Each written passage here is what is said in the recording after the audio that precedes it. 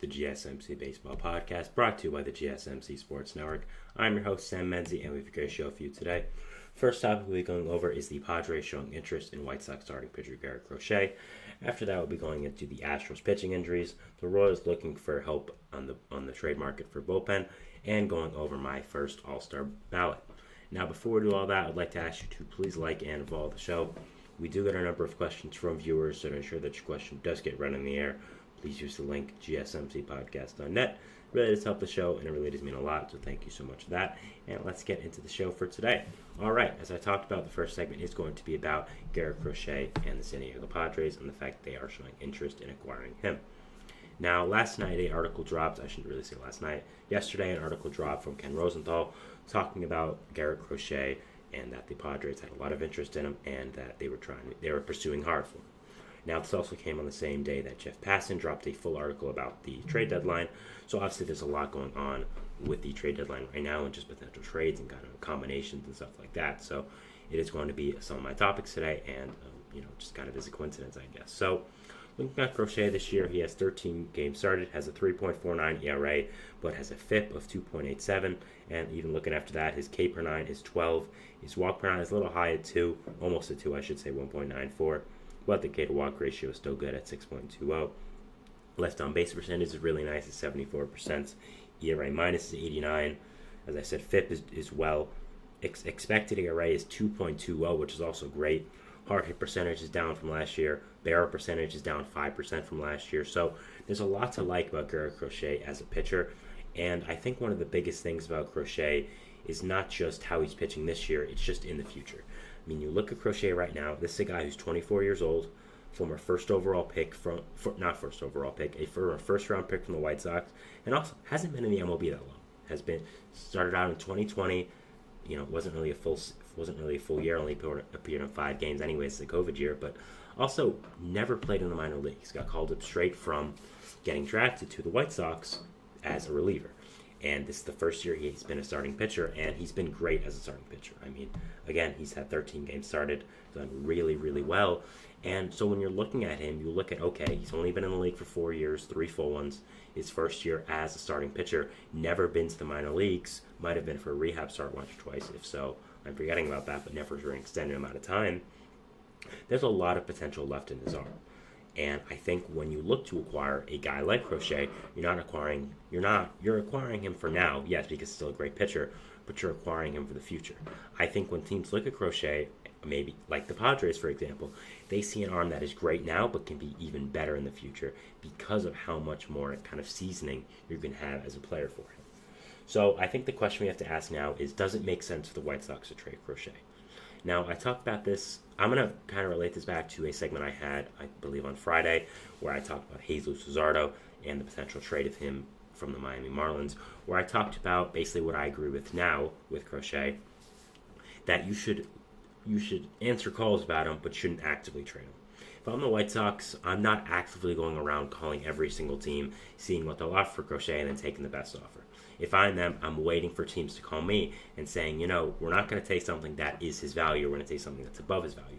We don't have to trade him. He's got 2.5 years left to control, a lot of time left. The only reason we're even thinking about trading him is because we're so bad.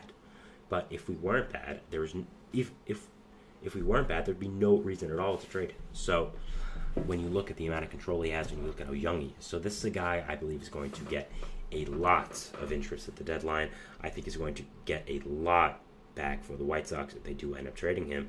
And just looking at the Padres right now, I think that there are a good amount of players that would interest them. Of course, when you're looking at any trade with the White Sox, any trade with the Padres, and you're trading a significant player, you're going to look at one player, and that is, of course, Ethan Salas. Now, Ethan Salas is, of course, a 19-year-old catcher who they just signed from 18 years old, barely even 18 as well. An 18-year-old catcher who was the top international signing was a guy teams had their eye on from ages 14 or 15, really, and got a ton of money from the Padres and is one of the better prospects in all baseball at this age. Has a ton of potential. Looks like he's going to make the major leagues pretty soon, honestly. Could even be up by next year. That's what his ETA is at 19, and is just kind of a freak of nature with baseball. So I think any team talking about a significant player are going to look at him, but also at the same time, I think he is pretty untouchable. I think you'd have to have a top 10 player in baseball come available for the Padres to trade for him. I just don't think they're going to let him up for a guy like Crochet. Crochet's a very good pitcher. I think he's great. I just don't think they're going to trade Salas for him. You look else, I think Robbie Snelling could definitely be a fit for Crochet here. Snelling, a great prospect for them. Top 25 in baseball according to MLB Pipeline. Hasn't done great in Double-A this year, but still has a lot of great stuff and has a lot of pedigree as a prospect. I think he'll potentially be involved in a trade. Dylan Lesko as well, another right-handed pitching prospect. Great there for the Padres, another great prospect. We also have the Leo Dallas de Vries. I do apologize if I am pronouncing that name wrong. I probably am. He is the number 79 prospect for the Padres on MLB Pipeline. I have heard of him before, but I do have trouble with his name, so I apologize. If I'm pronouncing that wrong, please let me know in the comments if I am. But I think those three guys, really the main three, could be the big pieces of a Crochet trade. I think when you're looking at a young pitcher, so there's a lot of potential, a lot of control left, you're going to get a lot. And the White Sox know that. And that's why they're even thinking about the possibility of trading an arm like Crochet, who still has so much potential left and who still has so much control left. That's the only reason they're even thinking about it. So when you're this bad, you want to be able to get top prospects. And if you have to trade one of your younger players, you do it.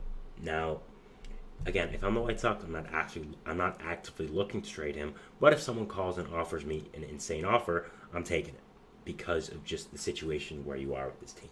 So the fit on the Padres, I think, is absolutely extraordinary. I don't think that there's really any debate about that.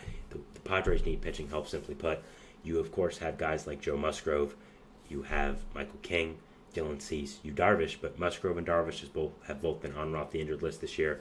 Michael King hasn't been the greatest for the Padres recently. He has gone off to he's done better as of recently, but didn't get off to the best start, and maybe isn't looking like the guy they thought he was when they traded for him from the Yankees.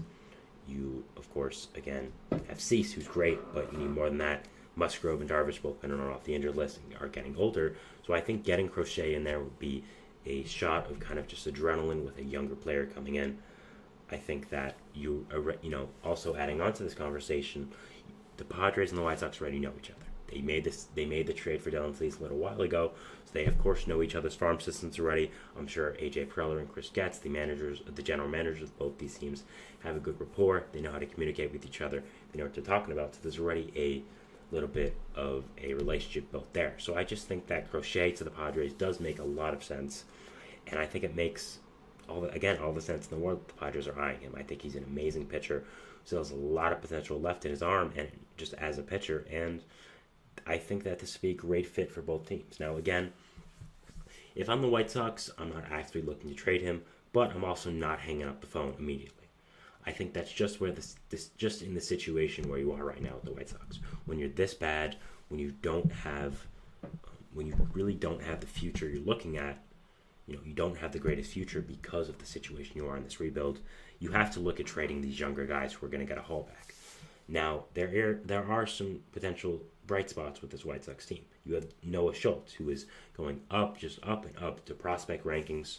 I know a recent one, I believe it was Just Baseball, who reported it, that he is now that third overall pitching prospect in the league. So he's really going up lists, and I think he's a really great pitcher. I'm excited to watch Noah Schultz when he gets up here. So he could potentially be up by later this year, even next year. And you could build a nasty 1 and 2 with Crochet and Schultz. So that's a possibility there. You also, of course, have guys on the offensive side like a Colson Montgomery, who is also great. You, of course, already have Luis Robert, but he also could be traded. I think that there's been a lot of rumors about Robert being traded, and that Jeff Passan said in his article, which we're talking about in our third segment as well, that Robert is available for the White Sox. If the White Sox traded Robert or shopped him, he would get an insane amount. I mean, that's a guy you trade Ethan Salas for right there. Luis Robert is absolutely insane. His contract is incredible with how cheap it is. He's under contract for a long time, and there's a lot of rumors connecting him to the Dodgers.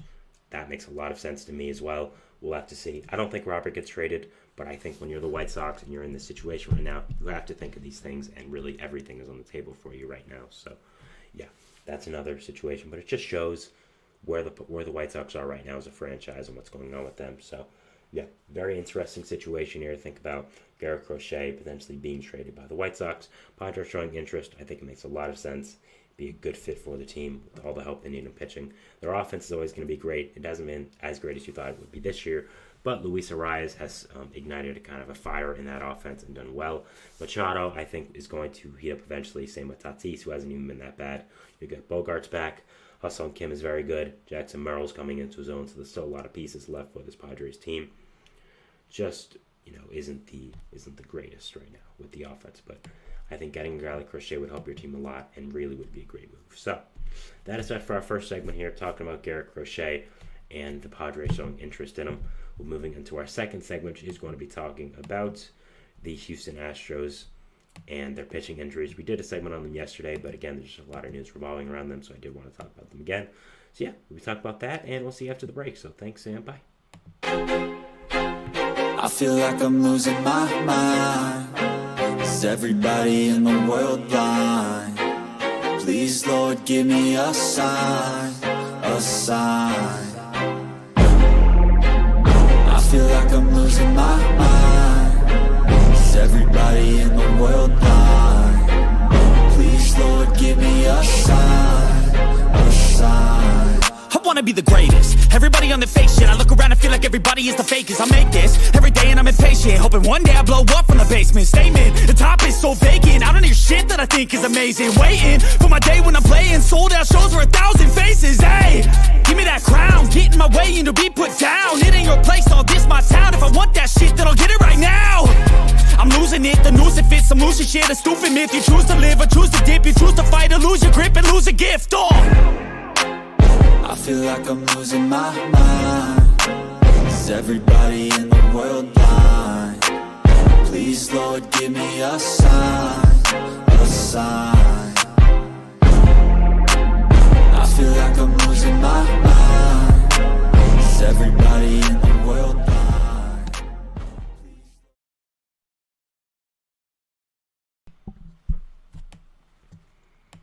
Welcome back to the GSMC Baseball Podcast. Here on the GSMC Sports Network, bringing you our second segment, which is going to be talking about the Houston Astros and their recent pitching injuries. But before we do that, I would like to ask you again to please like and follow the show. We do get a number of questions from viewers. To ensure that your question does get read on the air, please use the link gsmcpodcast.net. It really does help the show, and it really does mean a lot, so thank you so much for that. And let's get back into the show for today. All right, so moving into our second segment, as I talked about, it is going to be the Astros and their pitching injuries, going over that. So, it was announced today by the Astros that both Christian Javier and Jose Urquidy will be undergoing elbow surgery. We're not exactly sure if it's Tommy John or just a separate elbow surgery, kind of one like Spencer Strider had, which is still significant, but not as significant as Tommy John, of course. Now, I'd say these are pretty big losses for the Astros right now. Urquidy kind of less than Javier, as Urquidy had not pitched for the Astros this year, but when healthy is still a big part of this Astros team and this Astros rotation. Brings a lot of value as a starting pitcher to them and just is a really good piece. Javier also is, of course, a great pitcher for them. He has pitched this year, but has been on the injured list for a month with a separate injury. But a lot of Astros fans kind of knew something wasn't right with all the setbacks that were happening. And it was announced today that he is officially going to be having elbow surgery. So kind of unfortunate there. But yeah, I mean, when you look at this Astros team, and I talked about this yesterday as well, I had a segment, this kind of happened today, so I didn't really expect to be talking about them again. But yeah, when you look at this Astros team, I mean, the underperformance and just all the ways that they have really not played up to standard this year, I think it ties back to one thing, and that is the pitching, and specifically the pitching injuries. When you look at all the guys they have in this injured list, I think it makes a lot of sense why they are where they are, and the reason they are underperforming so much right now. I mean, of course, Javier and Urquidy are at the top of the list now, but you didn't have Lance McCullers this year. You don't have Luis Garcia this year. Justin Verlander was hurt to start the year. And you have also Hunter Brown, who was also pitching pretty horrible for most of the year. I think he has picked it up a little bit recently, but not exactly sure. But overall, when you also have guys pitching like Spencer Arrighetti, who also came out of the game yesterday for an injury himself, that was more of a freak injury, as he was hit with a 107 mile per hour comebacker. So that's just more of a stinging kind of thing, kind of more of just a lot of pain for a week, not a real long-term thing, because getting hit by a comebacker is not the same thing as getting an elbow injury or tearing something. So Obviously, that's a different situation. But when you have these guys pitching, when you have these guys making consistent starts for you, it's very, very unfortunate for your team because it is going to impact you a lot, and you aren't going to have the greatest players out there on the field. I think that when you're looking at this Astros team and the way they have underperformed, being around 7 games under 500 and being third in this AL West, it's very clear why, and it's because of the pitching. Justin Verlander has performed very well, give him credit there, but he can't carry the rotation all by himself. I mean, when you're having guys like Arrighetti make consistent starts, and some other guys in this rotation as well, they're not the best. I mean, Framber Valdez has been solid, but definitely not exactly what you want him to be when all these guys are getting injured. You can't do it by yourself, and the Astros have gotten unlucky with all the injuries they've happened this year, and it'll be very interesting to see what happens the rest of the year with them. I mean, as I talked about yesterday, the GM of them, Dana Brown, said, we're not selling. Under any circumstances, we are not selling. We are buyers at the deadline. And I talked about that, and I kind of said, I don't know if I agree with that, and I don't know if I believe you. You're telling me the Astros, with all these injuries, are still 7 games under 500, July 30th, July 31st, are not looking to trade Alex Bregman. They're not looking to trade Justin Verlander. Not looking to trade Ryan Presley. You're telling me you're not going to be fielding offers on these guys that have 1 year left in their contract, and you probably won't bring back in free agency. That's what you're going to tell me? I don't know if I believe that, because it just doesn't make any sense, and you're a smart run organization. Now maybe Jim Crane will have to put his pride away a little bit and say, okay, this team isn't it. We're going to go for it next year. We still have a good young core. We know there's been some questions about that, but still, I think that overall there are a lot of questions to answer about this Astros team, and with these pitching injuries that keep happening, it really isn't helping. So overall, I think that it's going to be interesting to watch them the rest of the year. And looking at the rest of the AL West, you of course have the Angels and the A's, who are not great. I mean, I don't really think they are exactly threats to overtake the Astros in the AL West and go into third. But above them is the Rangers, who I think are a very good team and right now are better than them. They, of course, have a great hitting core, but also are getting pitchers back, like Jacob deGrom, like Tyler Mahle, like Max Scherzer in the second half. How effective will they be? We're not sure, but they're still better than what they have, I think, and it's kind of like adding these guys to the trade deadline, quote-unquote. I hate when GMs use that excuse, but I'm saying it here now. So I think that overall, the Rangers are better, and there's a lot going for them right now. Evan Carter and Wyatt Langford haven't even stepped up yet. I mean, both have been injured. Evan Carter's currently injured. Both haven't played to their standards, and I think once they do, that'll make this team a lot better as well. You have, of course, the Mariners, who I don't know if they're really, far and away the best team in the AL West, but they've been really, really good this year as well. So they're first for a reason. I think they're a good team. Julio Rodriguez hasn't even gotten it going yet, so once he gets it going, I think they'll be better. They've added a lot of good hitting to this team that has a really good pitching core, so that's a positive there as well. So I think that overall, there are a lot of good teams in this AL West, and there's a lot of good teams in the AL in general. When you're fighting for one spot out of 6, I mean, we already know 4 spots are taken. Okay? Well, actually, I should say 3. We already know 3 spots are taken, and that is whoever wins the AL Central, and then the Yankees and the Orioles. We know the Yankees and the Orioles are going to make it, then whoever wins the AL Central. After that, you have 3 spots left, and you'd have to overcome 2 out of 3 of the Guardians, Twins, and Royals. You'd have to overcome the Red Sox, who are doing well, the Blue Jays and Rays, who aren't, but still have a lot of talent. You'd have to either win the AL West and take out the Rangers or the Mariners, or beat one of those teams out in a wild card race and get into second place in the AL West. And with where they are right now, and with where the injuries for this team are right now, I'm not sure if that can happen, and I'm not sure if that's possible. So when you're looking at the future of the league, and you're looking at the future of this year, selling at the deadline, if it comes to it, makes a lot of sense. And there's a tough road for the Astros for the rest of the year, and these pitching injuries aren't helping, and there's a lot of questions to answer, and I'm very, very interested to see what does end up happening. And let's say they do sell at the deadline. Are they blowing it up for this year, or are they really going into a rebuild? I mean, Framber Valdez, Kyle Tucker, they got a year and a half left on those deals. If you're selling at the deadline, you can shop both of them, and believe me, you'll got a franchise-changing prospect haul. As I talked about Ethan Salas before for the Padres, that's someone you can get for Kyle Tucker. And I'm sure the Padres would love to trade for a left fielder. I'm sure the Phillies would love to trade one of their top prospects like Andrew Painter for a left fielder. There's a lot of teams that'll be lining up for Framber Valdez and Kyle Tucker, two genuine all-stars, a top 20 pitcher in this league, probably a top 30 player in this league in Kyle Tucker. That would be very, very interesting. But we're getting ahead of ourselves, I think, for the Astros. It'll be interesting to see what happens with the day-to-day of this team, how they do end up performing for the rest of the year. I am very interested and very intrigued to see what does end up happening with them for the rest of this year. So that is the end of our second segment here, talking about the Houston Astros and their recent pitching injuries. We'll be moving into our third segment, which is going to be talking about the Kansas City Royals and the possibility that they go look on the trade market for a bullpen piece. So yeah, we'll talk about that, and we'll see you after the break. So thanks, and bye. Looking for your daily fix of sports talk without having to pay for it? GSMC Sports Network is available on YouTube. Just search GSMC Sports Network. Get your fix of daily sports talk shows on YouTube, absolutely free. NFL, college football, NBA, MLB, MMA, UFC, fantasy football, and so much more.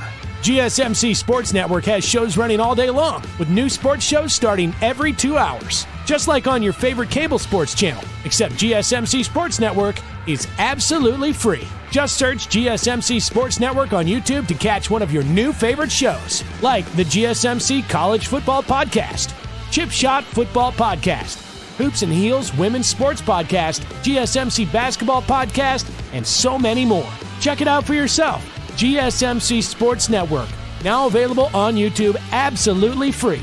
Search GSMC Sports Network on YouTube right now.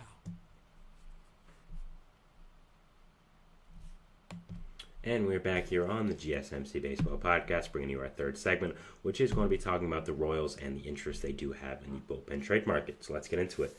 So yesterday, as I talked about a little bit before, Jeff Passan dropped a fat article about the trade deadline, detailing a lot of teams and what could go on with them and what they could do there. Now, one of the main things there was talking about the Royals and, how amazing they've done this year, kind of exceeding a lot of expectations. And he talked about how they are looking for relievers to trade for and are canvassing the bullpen market. Now, this makes a lot of sense, as right now the Royals are a great team. Are in firm contention for a wild card spot, have been one of the most surprising teams this year and have been really, really good. But the one problem I think they have had that everyone knows is the bullpen. They have an ERA currently of 4.44, which is 25th in all of Major League Baseball, which is very bad. They do have some good pieces. John Scribler, who they traded for from the Red Sox, has been very good, but some of their signings like Will Smith and Chris Stratton just have not moved the needle and really have not been great, kind of been a dud. So I think when you're looking at this team, they think that, okay, this is our year. We are finally going to be in contention. We're finally going to be really good. When you're looking at that, I think it's very clear that they need another bullpen arm, and they are going to canvass our market for him. I think there are a lot of people they could trade for. This team is very good, very young, and I think this could be one of the missing pieces to them to making a long-term playoff run. Now, of course, when you talk about the bullpen market, you have to talk about the man on the screen here, Mason Miller, having one of the greatest bullpen seasons we've ever seen in MLB history at this point, and he's on the worst team in baseball, probably, roster-wise, I'd say so, or maybe second, very close to the White Sox, Marlins, and the Rockies. I'd say those four teams are kind of the worst of the worst, but Mason Miller, of course, has been involved in trade rumors because he is so good and the A's are so bad. Now, I don't think Mason Miller does get traded, but he is clearly the biggest name on the market this year and also the bullpen market. And if he does get traded, it will require a haul, but a team is getting a superstar closer. Now, of course, I think the Royals are going to have interest in him like every single other team is. They do make a little bit more sense for him because they do simply need a closer so much and they need a relief arm. But at the same time, I don't think they have the prospect capital to trade for a Mason Miller type. You really have one highly thought after prospect in Blake Mitchell, who is a catcher, who ranks around the top 100 on most prospect lists, but isn't really a superstar kind of prospect. You have other guys like Caden Wallace, Ben Kurdna, one of my personal guys, Frank Mazzucato, who I still like, first round pick from a few years ago, Blake Walters, Gavin Cross. So you still have guys like that. But at the same time, no one really there that moves the needle or can be a full big piece for a Mason Miller type trade because of how much control he has and because of how good he has been this year. I think you have to look at more more reasonable fits and more guys that are a little bit more realistic. I would think about, first of all, the main guy I think here for the Royals to trade for, Tanner Scott. Tanner Scott is, of course, the closer on the Miami Marlins, who are awful, and Scott is a free agent next year, so it's incredibly clear that he is going to be traded at the trade deadline.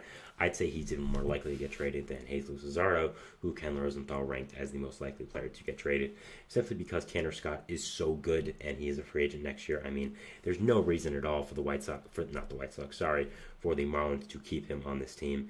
He is one of the best closers in baseball at this point, has shown that, and yeah, I think is going to very much be gone at the end of the year. I mean, he is a free agent very soon. So Scott currently has a 1.50 ERA for the Marlins this year in 24 innings. He has 7 saves, has only blown 1. After that, you look at his more advanced stats. K per nine isn't as high as you'd expect it for a fireballer, having 9.38. Really not as high as you'd expect. The walks per nine is also a problem at 7, but he strikes out so many guys and he gets out of it that it doesn't really matter.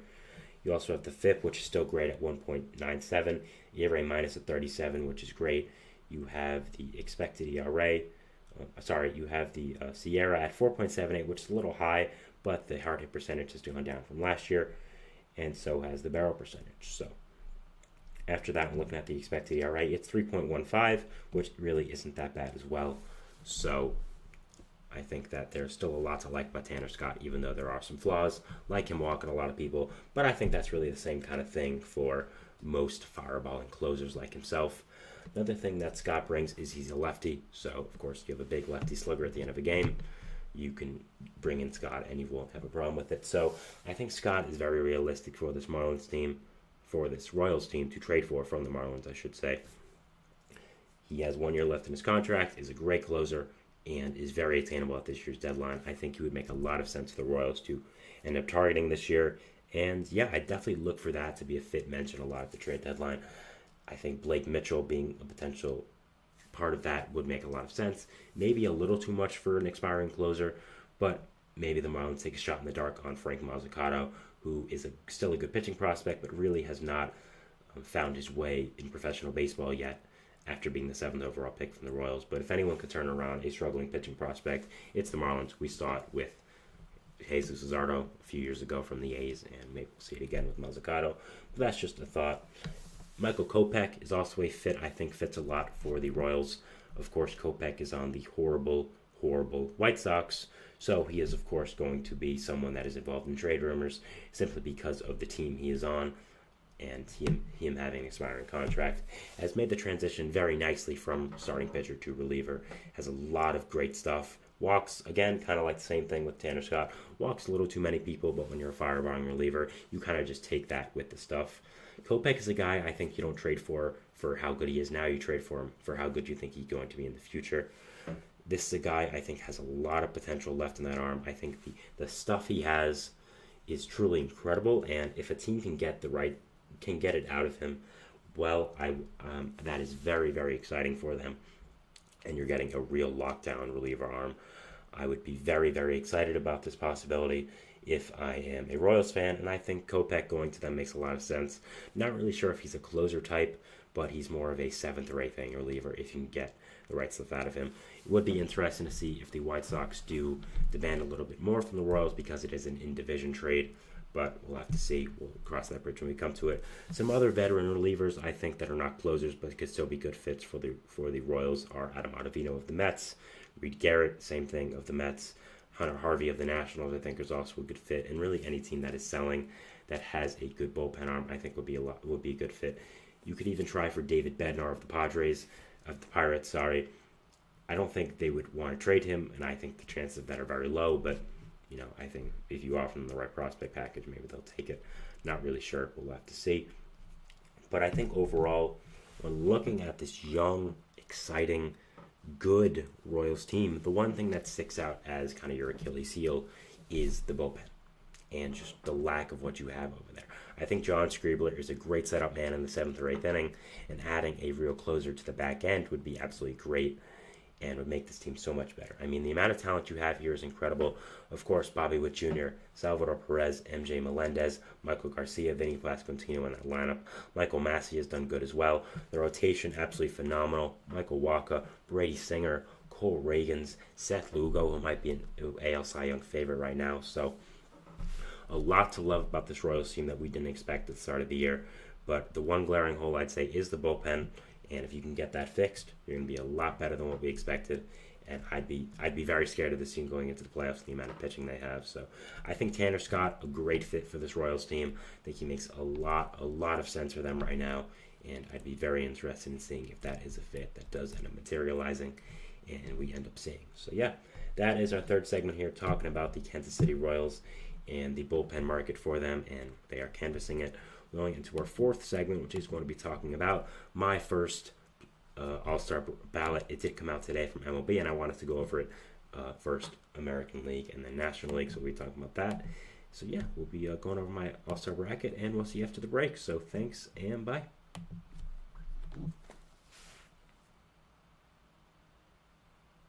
For the best and latest podcasts available anywhere, go to the podcast app on your cell phone and type in GSMC to access free content-rich podcasts on health and wellness, book reviews, sports, entertainment, relationships, social media, movies, technology, finance, and even weird news. Subscribe and download the GSMC Podcast Network's family of shows, available everywhere podcasts are found.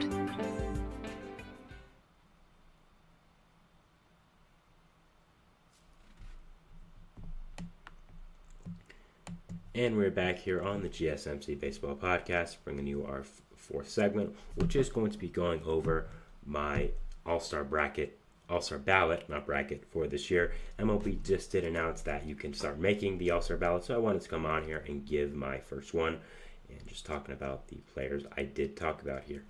So we are going to go from AL to NL first. I apologize if the ballot looks a little weird on the screen. I tried making it better, but it just has not worked right now and is not looking the greatest. So I do apologize about that. I'm going to be moving it a little bit. Sorry if it's covering my face here. That'll just be there for a second. So hopefully that makes it a little bit better. I don't think it will be, but it doesn't look the greatest, but still I wanted to get it on there. So yeah, we're going with that and I'll talk about it. So first off, we have at first base for the American League, I have Josh Naylor of the Cleveland Guardians. Now, Naylor has had an amazing season for his team so far, really breaking out for this team and being one of the big reasons why they have done so well this year. The Guardians, of course, had been one of the biggest surprises in the entire MLB, and Naylor has been one of the biggest reasons for that. This is a guy who I didn't really think much of when he came onto the scene and didn't really think much of continuously with this team, but has really broken out this year, been a big part of what the Guardians have been doing this year. Has done great, so props to him, and he is my all-star starter at first base for the American League. Moving on to second base here, we have from the Toronto Blue Jays, Davis Schneider. Now, Davis Schneider was a guy who came out of nowhere last year, a kind of a journeyman throughout his career. Not really journeyman, but throughout the minor leagues, I should say. Never really making his mark, but came out of nowhere, came up with the Blue Jays and absolutely tore the cover off the ball for a few weeks. Kind of slowed down a little bit after that, and people were like, okay, the fun's over. He's had his insanity run, quote unquote, if you want to say that. But nope, he's picked it right back up this year and done absolutely phenomenal. Been one of the biggest bats in this Blue Jays lineup. Yes, the team has been underperforming, but that's not Davis Schneider's fault. He's been at great. He's one of the coolest players to watch in this league, with his stance, with that killer mustache, and yeah, I think deserves this placement here at second base. Has been amazing and has been a big part of this Blue Jays team this year. Been really, really good, and props to him. He's done a really great job, and yeah, he's my second baseman here. Talking about my second baseman here for the American League, and yeah, I think he deserves to be the all-star starter here. At third base, we have from the Boston Red Sox, Rafael Devers. Now, it is a surprise when anyone but Jose Ramirez is here on this AL third baseman bracket, but I still love Jose Ramirez. I think he's having an amazing season. I was very close to picking him, but I think with the season Devers has had, it was only right to pick him over. He has currently a 150 weighted runs created plus, almost at 2 WAR in barely over 200 plate appearances without playing great defense. He's done absolutely amazing this year, really, really well. And yeah, I think he clearly deserves to be the all-star starter here at third base for the AL. The Red Sox have also been a very surprising team this year.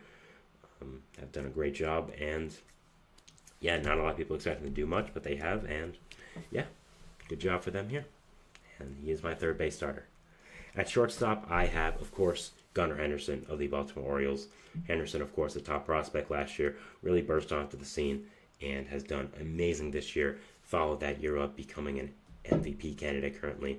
Has done amazing for the Orioles, has become a franchise player for them, and I think has clearly shown himself to be a building block of this team.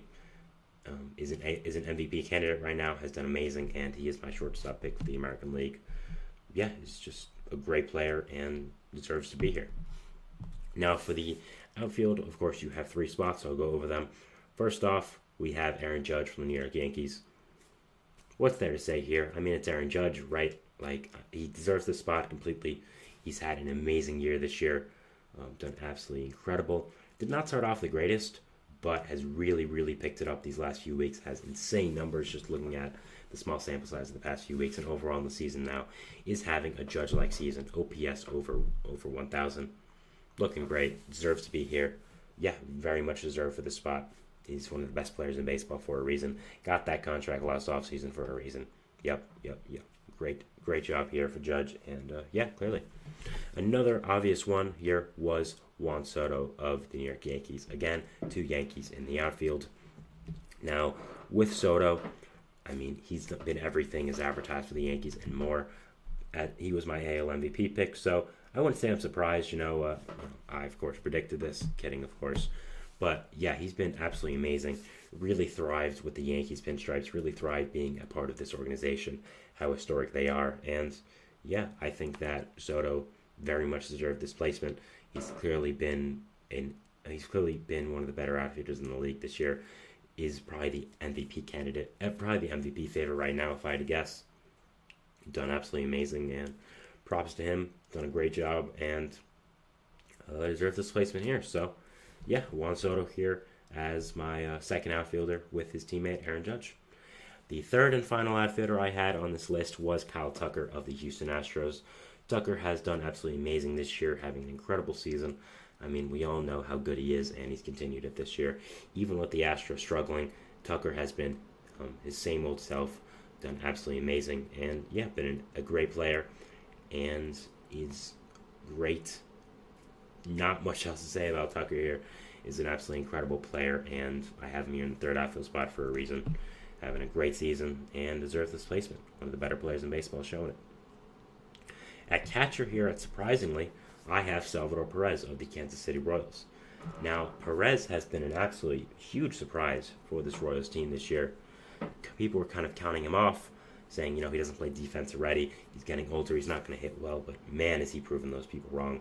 He's been one of the best hitters in all of baseball this entire year. Done so great. Been one of the biggest parts of this Royals revolution, I should say, with how good they are. I mean, we talked about it already in the last segment, how good they were. So Perez has done absolutely amazing with the bat this year. Very clearly deserves this catching spot. Done so great. And yeah, clearly deserves this placement here. Has done amazing. And yeah, good for him. Deserves the spot very clearly. One of the biggest reasons why the Royals have been as good as they have been this year. And finally, in the DH spot, I have Yordan Alvarez. Now, it came down for me with Yordan and Brent Rooker of the A's, 2 AL West bats, but I did end up going with Yordan simply because it's Yordan. I think that he clearly deserves this. Has been one of the best DHs in all of baseball for a number of years now, really since he came up. We all know about Yordan, an absolute monster at the plate, one of the best hitters in the entire league, and has continued it this year. Has not been one of the reasons why the Astros have been so bad this year, him and Kyle Tucker. They're absent from criticism, I'd say, have been really great. I think Alvarez clearly deserves this DH spot. You could give it to Brent Rooker. I almost did. I think it's very close with each other, but I went Yordan ultimately. Not a slight to Brent Rooker. I just think both are very equal. So yeah, very clearly I think deserves this placement here, Yordan Alvarez being the DH for them. Yeah, so that is my American League All-Star bracket here. Going over it again just to recap. First base from the Cleveland Guardians, Josh Naylor. Second base from the Toronto Blue Jays, Davis Schneider. Third base from the Boston Red Sox, Rafael Devers. Shortstop from the Baltimore Orioles, Gunnar Henderson. Outfielders from the New York Yankees, Aaron Judge, Juan Soto. Other one from the Houston Astros, Kyle Tucker. Catcher from the Kansas City Royals, Salvador Perez. And DH from the Houston Astros, Jordan Alvarez. So yeah, that is our fourth segment here, talking about my AL All-Star bracket. Moving into our fifth and final segment. Sorry, did not mean to do that. Going into our fifth and final segment now, talking about the NL All-Star bracket. You see it on the other side, so it's not really going to be a surprise when I say these players. But yeah, did want to talk about it, and did want to give these players a good mention. So yeah, talk about that, and we'll see you after the break. So thanks, and bye.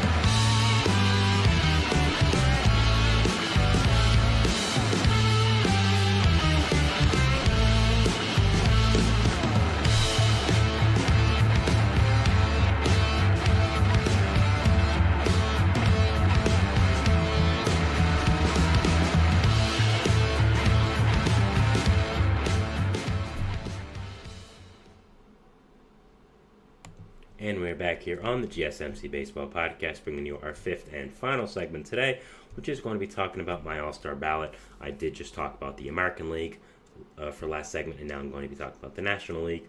So yeah, we're going over that, and we'll talk about it. So let's get right into it. So, going at first base here for the National League, I do have Bryce Harper of the Philadelphia Phillies.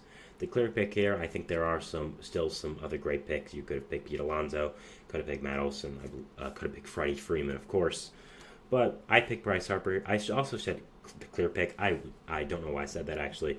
It's not very clear. I think it's between those four guys, mainly those three. Actually, I would probably put Pete out of that. Bryce Harper, Matt Olson, and Freddie Freeman.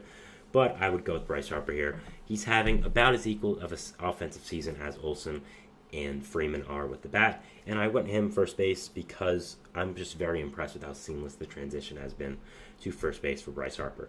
This is an entirely new position for him. Never played it before in professional baseball, and he's done it really well. It has not affected his offense. He's been a fine defender over there.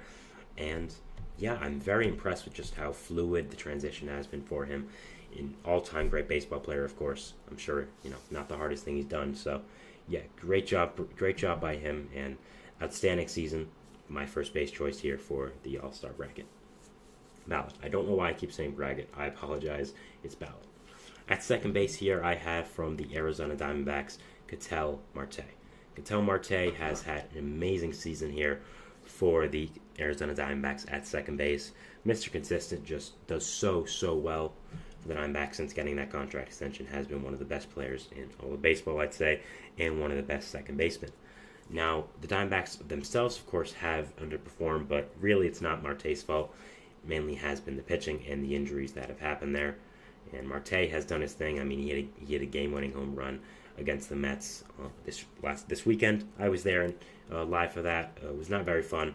So pretty beside myself. But Ketel Marte is an amazing player and deserves this placement at second base. One of the best second basemen in all of baseball.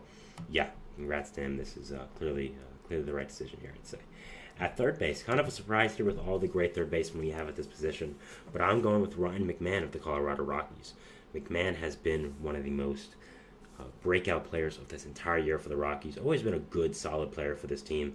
Got an extension a few years back for them, but really has really broken out this year and been a true all-star level player for them.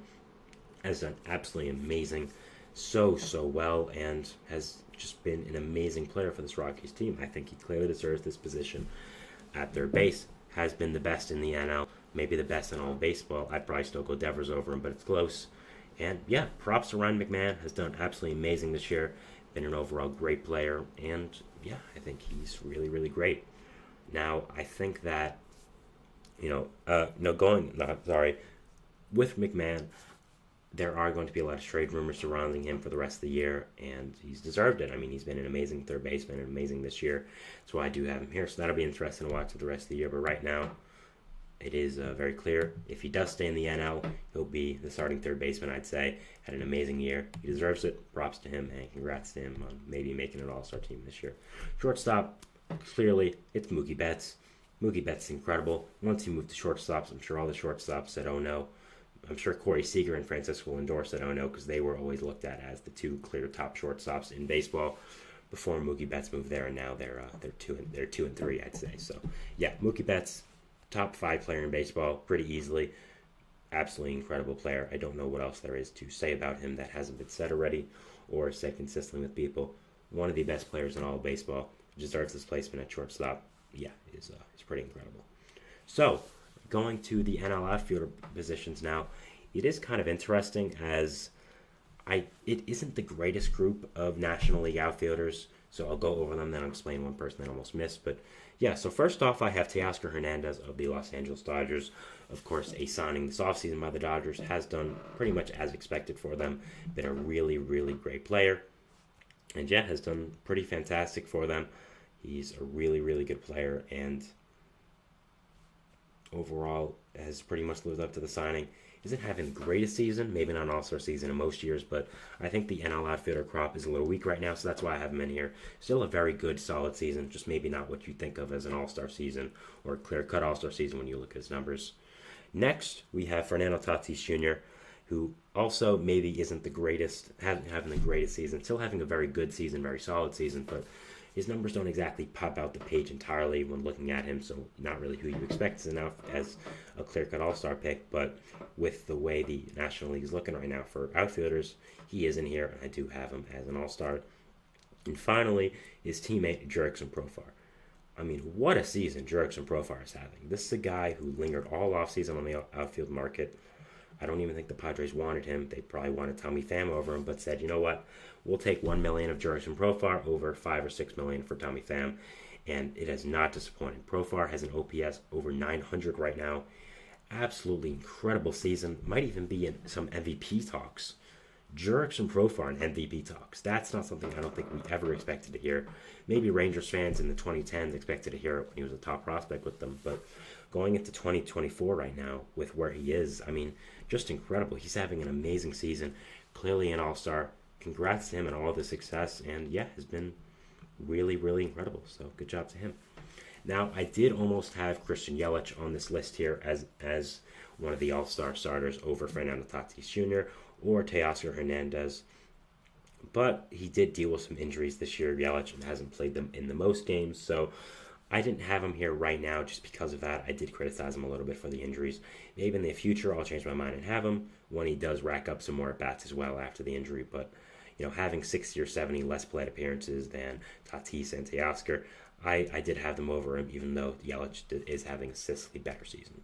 I went the sample size over it. But Yelich, still a great player, still very much in the conversation, and whenever I do my next All-Star ballot, whenever that might be, I may mention him, and we'll see.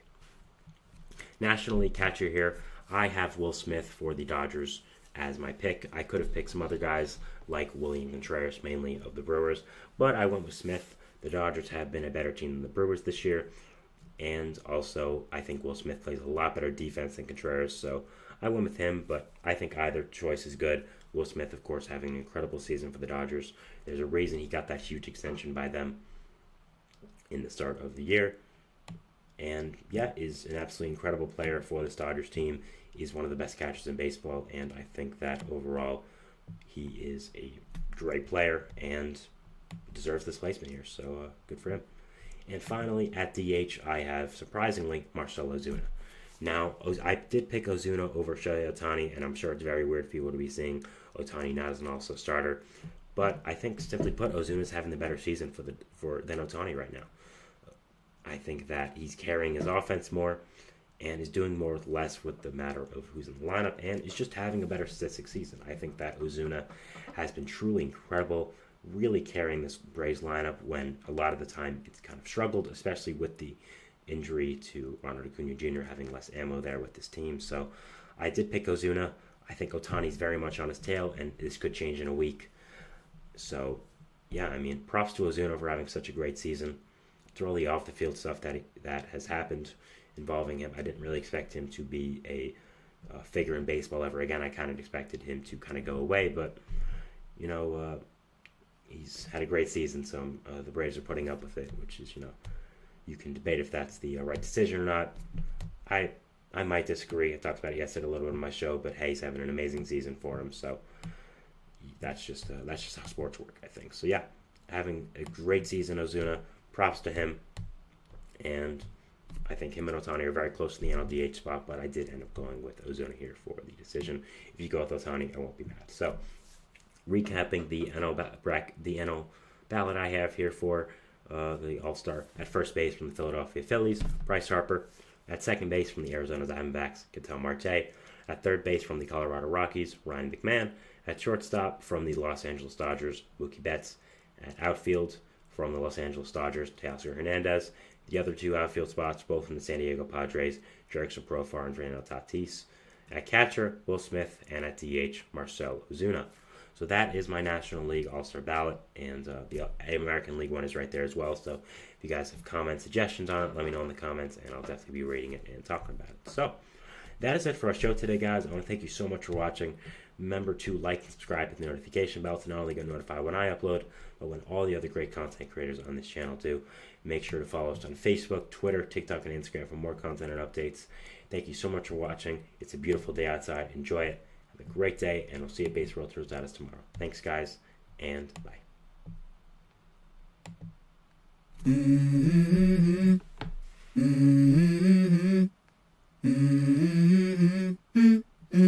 Let's go. I wake up to a little bit of drool on my pillow, feel like it's gonna be a bad day. Yeah, I'm tired of shit, and the coffee ain't hit yet, damn it.